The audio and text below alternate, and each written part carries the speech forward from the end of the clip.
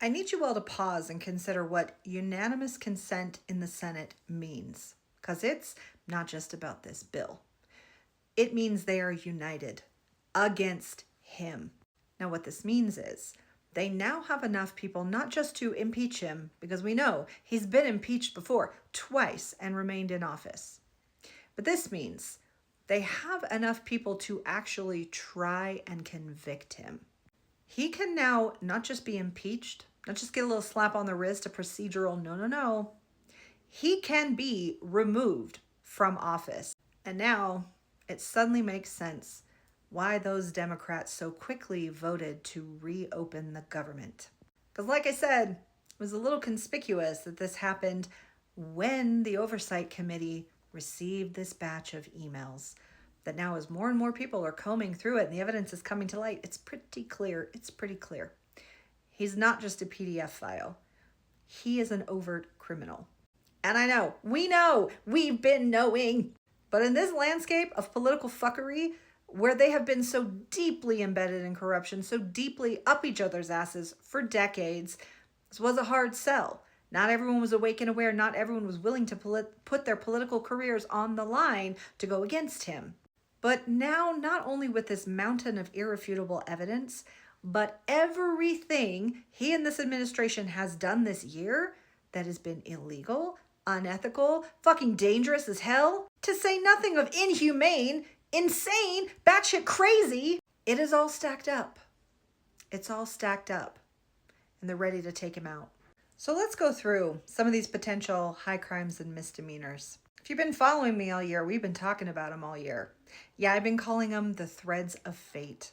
All those different egregious and highly illegal actions that he and this administration have been undertaking this year, all of which will thread together to be the rope they hang themselves with.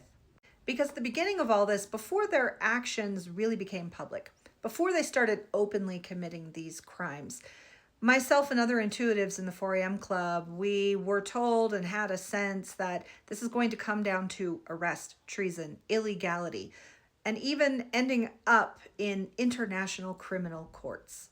And sadly, month by month, we have seen those crimes stack up.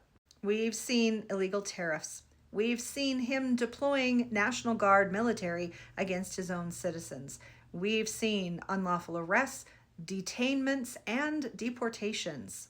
We've seen the caging of humans on American soil, not just without due process, but in dire and inhumane conditions. We've seen outright acts of violence and war, blowing up Venezuelan fishermen, dropping bombs in the Middle East. We've seen whistleblowers talk about what Doge was up to, taking sensitive Americans' data and sending it directly to Russia.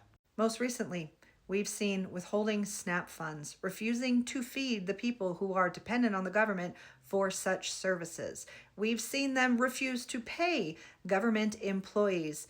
And we have seen now in the courts that that money for SNAP is gone. And so are all the alleged billions that were received already through tariffs. We've also seen this president use his position to persecute people who disagree with him. And we've seen him use this position to make ungodly amounts of money. And now, with what's coming out in these emails and what will later be revealed with the release of the files, whether they attempt to redact them or not, we're going to see crimes of a far more heinous nature. But in addition to those crimes of sexual abuse, we are going to see collusion with foreign governments. Now, I know there's a lot of people out there who are really nervous that anything is going to happen now, this time. And the reason it is going to happen now is because it has reached an unignorable point, a quintessential fever pitch. And now, the Senate has spoken unanimously against him. His time has come. His days are numbered.